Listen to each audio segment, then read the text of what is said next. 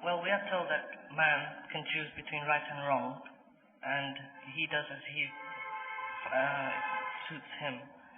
Well, Allah knows exactly what a man is going to do when he dies, by the time he dies. Yes, I follow what you mean.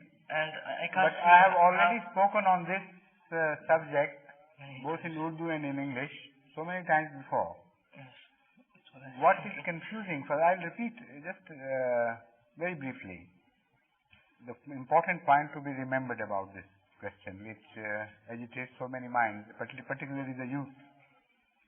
The fact is that there is a distinction between a knowledge and decree.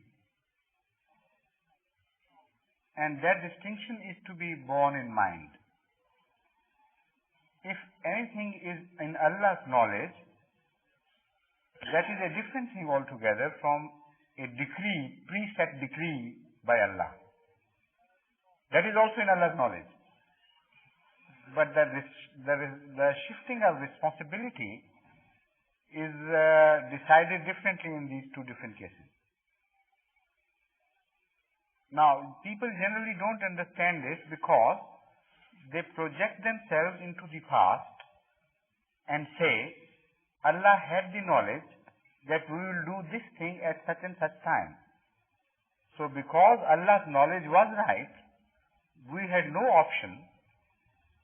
We had to do that thing exactly as Allah knew it to be.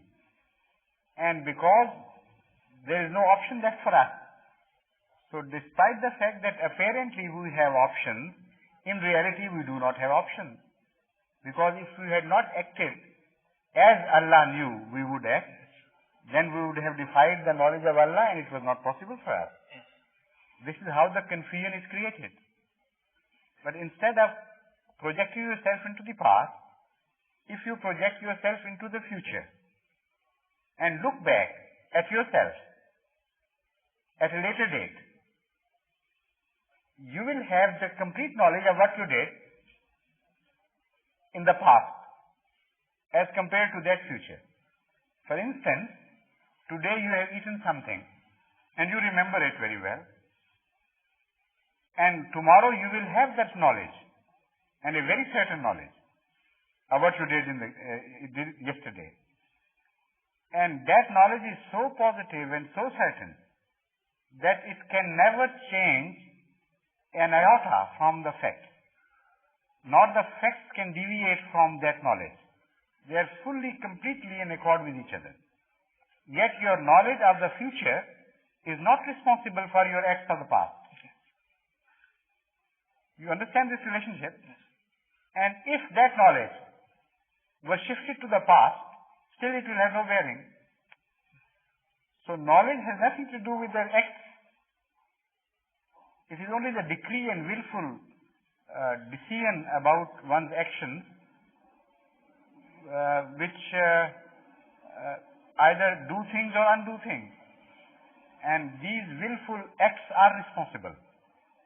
But knowledge as such is not responsible. Because Allah's knowledge precedes you, so you are confused. But Allah's knowledge apparently in terms of times precedes. But in reality it is not it does not precede. It results from what you might have done. It is born out of what you did in fact. So it is a child in that way of the reality. If you had not done that, Allah's knowledge would change accordingly.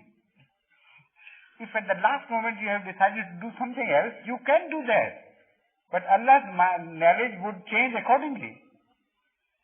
So because that knowledge precedes, so you have that confusion. So when they apply the same situation to you yourself, with regard to your knowledge about what you have done, then you will realize that your knowledge is not responsible for the actions, despite the fact that the actions cannot be changed and the knowledge is perfect. Okay. You understand? Yes, thank you very much. Do you understand? Satisfied or not? Have you been able to understand this difference between knowledge and decree or not? Well, I'd like to continue, but...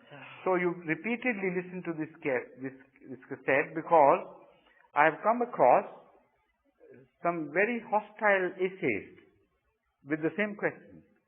Oh. And of course I am not bracketing you with them, but I am just quoting this to satisfy you that although they did not want to believe in this, they thought this was the greatest weapon against the concept of God and against the concept of decree and the freedom of action. Yet, after I spent a little time on the same line, with the grace of Allah, they did not even return satisfied, but they said it in so many words. Now we follow this point.